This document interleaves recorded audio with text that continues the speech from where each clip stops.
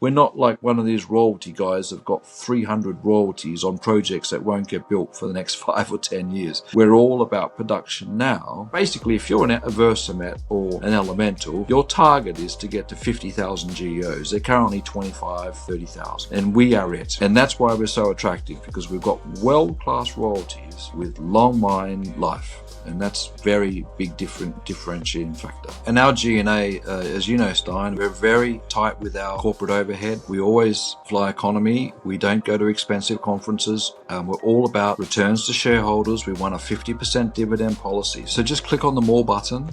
Click on Chancery Royalty, fill in your name and email, and if you'd like, leave us your number. Eric, Max, Jamila, Ed and I very happily give you a call. Today we're having a chat with Jeremy Gray, the CEO of Chancery Royalty. Very excited to dive all into the story, the different royalties in the package, as well as, of course, the updates that we have to go over between now and last time. But Jeremy, really what sparked the idea of this interview is actually this acquisition of Elemental Royalties, acquiring Vizsla Royalties for almost 330 million Canadian dollars. What a deal. Well, big money for a project that's not permitted. It's a 3% royalty, about 7,000 GEOs when they're eventually producing sometime in the next 3 or 4 years. But also in the most dangerous country in South America, being Mexico. So look, hats off to them. That's a sign that the market's extremely hot. They're desperate for big cornerstone royalties, these guys. And the same with Versamet. They paid $360 million for 10,000 GEOs at SK Creek, which also isn't producing yet. That's 12 months out, but that is permitted and under construction. So the money that is washing around in the royalty space at the big end of town is just mind-boggling.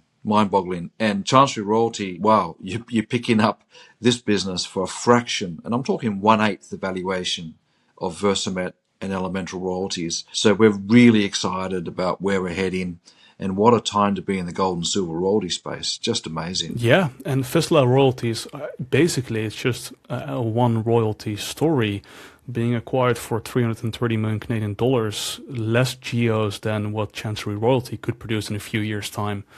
That makes, of course, the comparison quite attractive towards your company. Well, also we have diversification, because we now have 5 royalties and we'll soon be announcing our 6 in Timmins, Canada, which is a much safer place to be doing business than Mexico.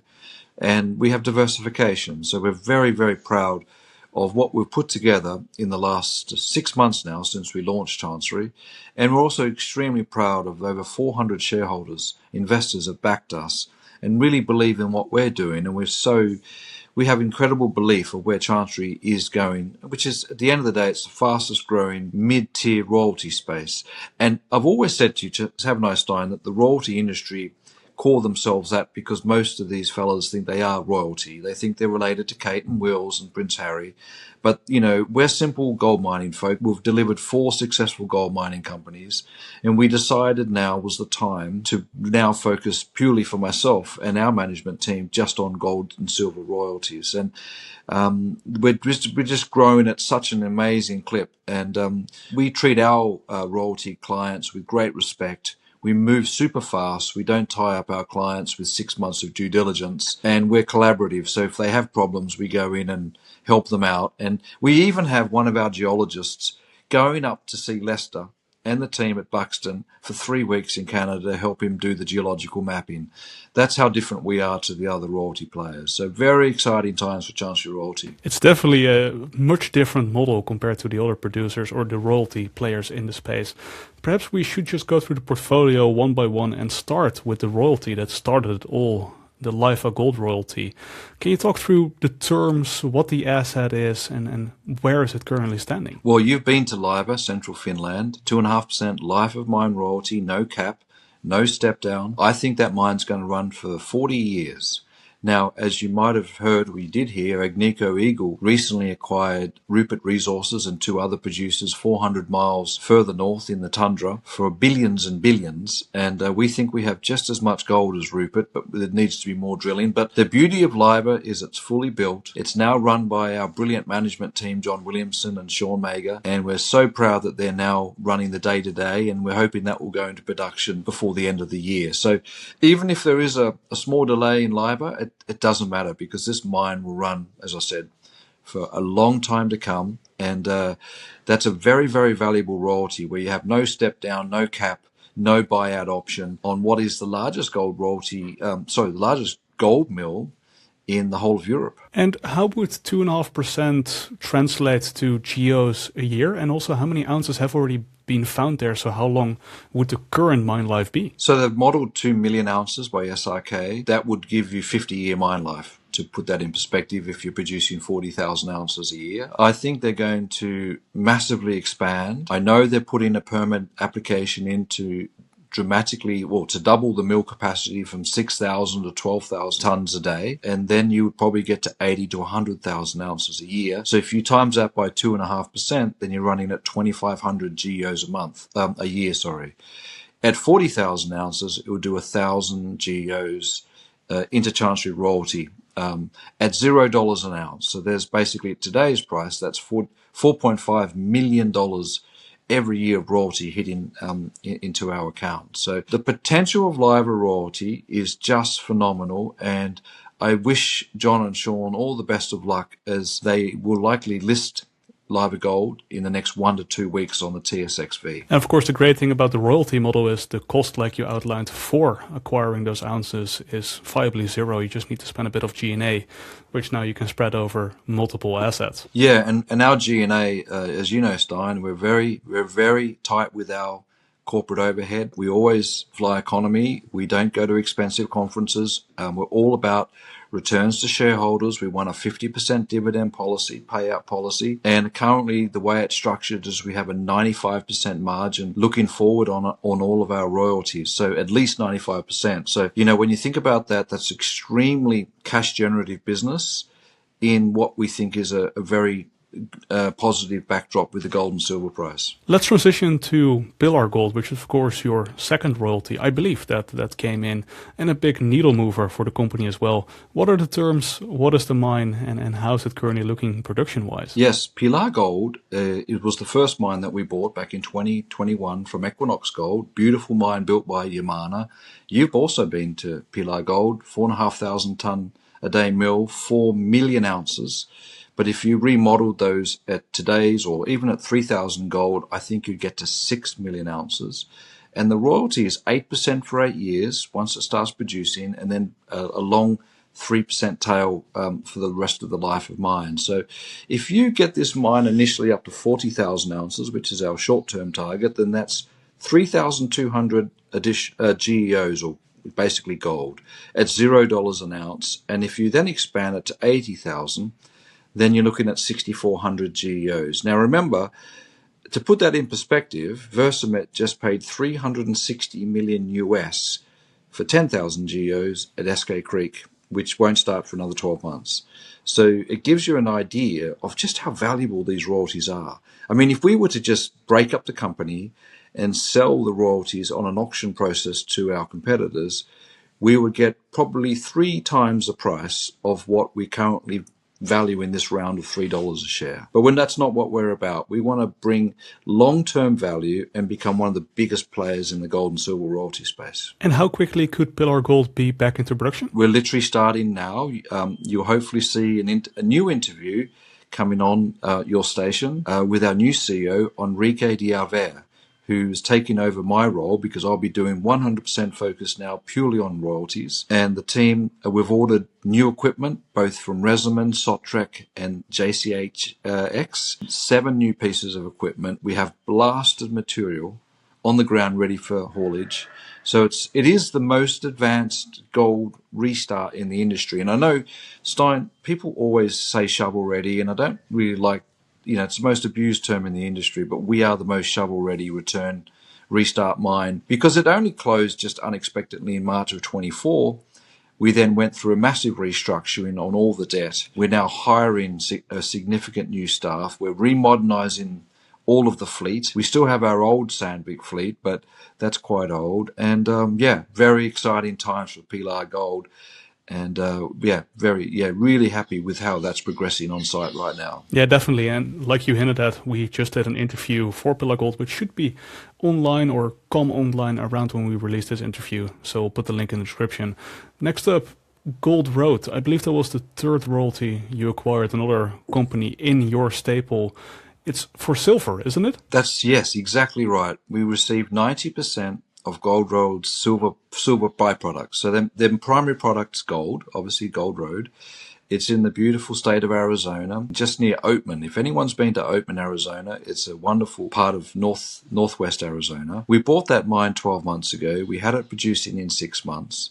And Gold Road will be listing on the Oslo Exchange in the middle of June under the leadership of Svein Harold and also Niels, who were brought in as the management team to run the group. And I think that will build up slowly to 40,000 ounces of gold a year and about 80,000 ounces of silver. Now let's see how it performs. They had a record April, one of the best April so far, and they're slowly building up to about 50 ounces of gold a day or 100 ounces of silver a day, of which Chancery receive 90% of the silver. So they'd get 90 ounces a day in theory once it's running at that rate. So in return, Gold Road received 1.8 million shares of Chancery, and we also paid $1 million of cash to Gold Road, which was part of the ramp-up capital cost. So really excited about Gold Road. You've been there, Stein. Wow. I think there's 1 million ounces there. There's also an interesting trend. I think a lot of these old Go West young man mines from the West Coast where, these were built 100, 200 years ago. Most of them were closed after 1942 during the War Act, and a lot never came back. And that really is basically what Gold Road, 4 of their 5 mines were shut in 42, and the work that's fine and Jim Cooley, Raj, Alex are doing suggests that there's at least 1 million ounces of high-grade gold still there. So, wow, beautiful royalty, number 1 jurisdiction in mining America, and what an amazing state is Arizona. That it is for sure. And interesting outline here is I believe you're currently producing about 2 ounces silver for every ounce of gold. 90% of that goes to you guys. So, if they're able to prove up 1 million ounces, that could still really move the needle for Chancery royalty. Oh, I think this royalty go for 40 years at least. I know that's a bit of a throwaway comment.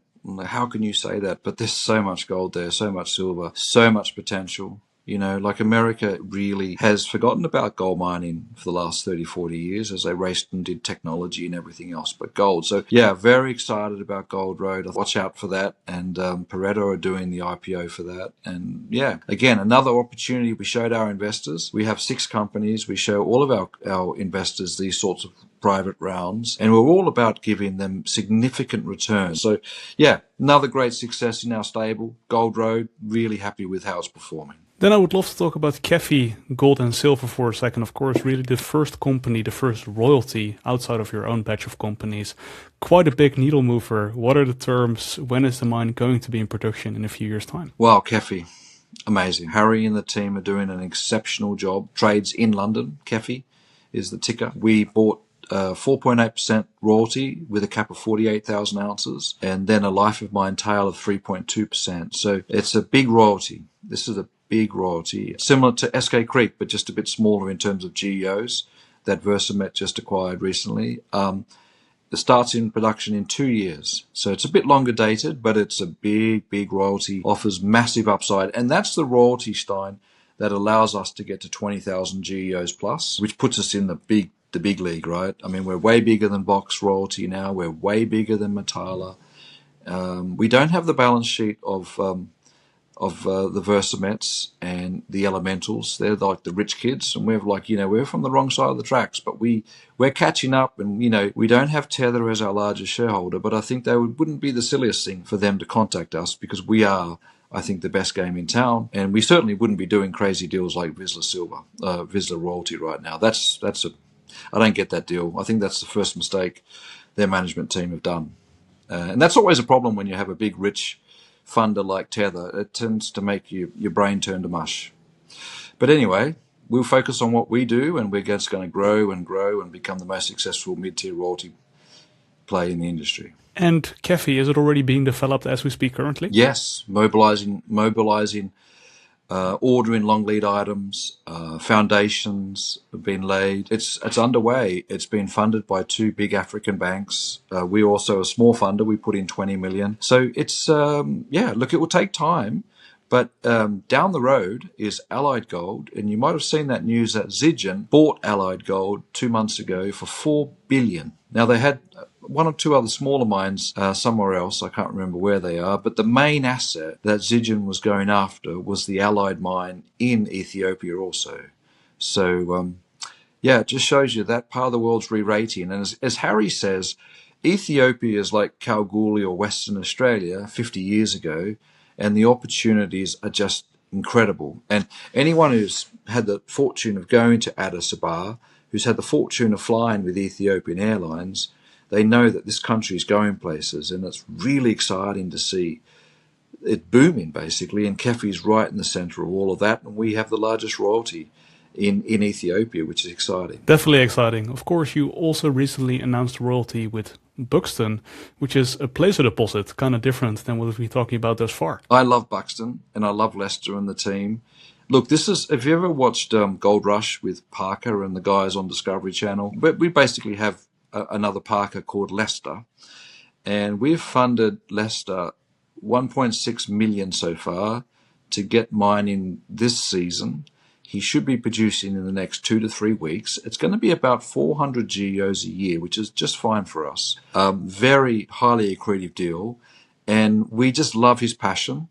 They love the get up and go, and that's a real placer style, right? These guys are really, they know they've only got the summer, the spring and the summer and the late autumn to mine, and then they have to pack up and go home in November. And yeah, really excited about Buxton and where that could grow. It's not just about now. I think Buxton could be a very special business longer term, and we could fund a lot more projects for Leicester longer term. And funny, the mining industry turn their nose up to the placer guys. They're kind of snobs, you know.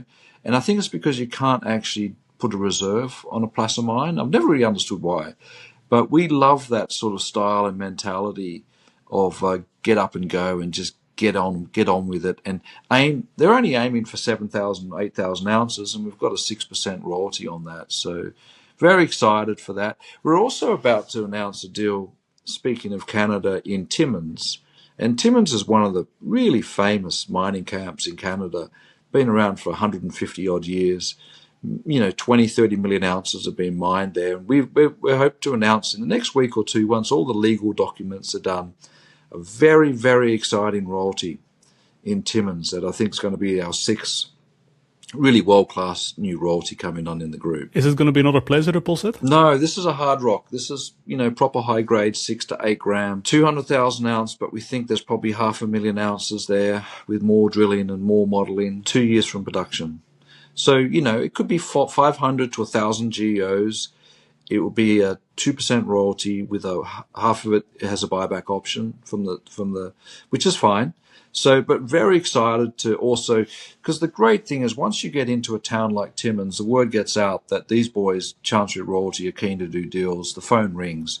And that's why I think, the royalty business is really the best business in the world. You literally get up in the morning, wait for your phone to ring. And the word is out that we don't muck around. When we say we do something, we do it. We're like the 70s or the 60s management style, where handshake is our bond, and we don't subject our clients to endless due diligence and endless legal, nightmarish sort of timelines. So we're all about getting them funded, helping them become a very successful public gold company, or if they're private, and really just getting them to the next level. And perhaps we can quickly talk about the finances as well. How are you currently doing on the cash side as well as on the committed side, the committed cash? How's that balancing currently? Yeah, so the $3 round, which values us at 0.25 times price to NAV, which put that in perspective, Versamet and Elemental are on 2 times. So we're 1/8 the value at $3. So we're taking excellent orders currently at $3. I expect this to be open for another 2 to 3 weeks. We have some commitments to make for new royalties, but the response has been amazing. And we're debt-free, so we haven't taken any debt. Would probably like to take debt at some point because we're so cash generative. But yeah, no, the response has been amazing. You're getting set at a very low valuation at a time when the industry is on a consolidation frenzy. So I suspect all of our competitors will buy each other up in the next 12 months and we'll be the only man standing left. But the beauty of it is Pilar Gold has a block-in stake and will only, they own 1/3% of Chancery Pilar Gold because of the large royalty, we will only accept a much, much higher offer. Chancery royalty gives you substantial producing GEOs. We're not like one of these royalty guys that've got 300 royalties on projects that won't get built for the next 5 or 10 years. We're all about production now, and we are the only game in town that I think gives huge upside in terms of bulking up. Because you basically, if you're a Versamet or an Elemental, your target is to get to 50,000 GEOs. They're currently 25, 30,000. And we are it. We are the only game in town. And that's thanks to just the beautiful royalties. Our differentiating factor, Stein, is that our royalties are big. They have no buybacks. They have very little step downs. And they on big, large resources. Whereas most of the royalties owned by the other guys are little rats and mice, itsy bitsy 0.5% and 1% royalties that were done 20 years ago or 10 years ago. And that's why we're so attractive, because we've got world-class royalties with long mine life. And that's very big differentiating factor. And Jeremy, the $3 round that you mentioned, it's still open. How can anyone reach out and potentially participate? Yeah, absolutely. So just click on the More button. Click on Chancery Royalty, fill in your name and email, and if you'd like, leave us your number. Eric, Max, Jamila, Ed, and I very happily give you a call, let you understand what we're doing, give you more background on Chancery Royalty, on the history, and why we're doing this. And it really is one of the great joys for me is to get to know our investors, many of whom have backed all of our companies because they've built a great trust, and we have that trust relationship.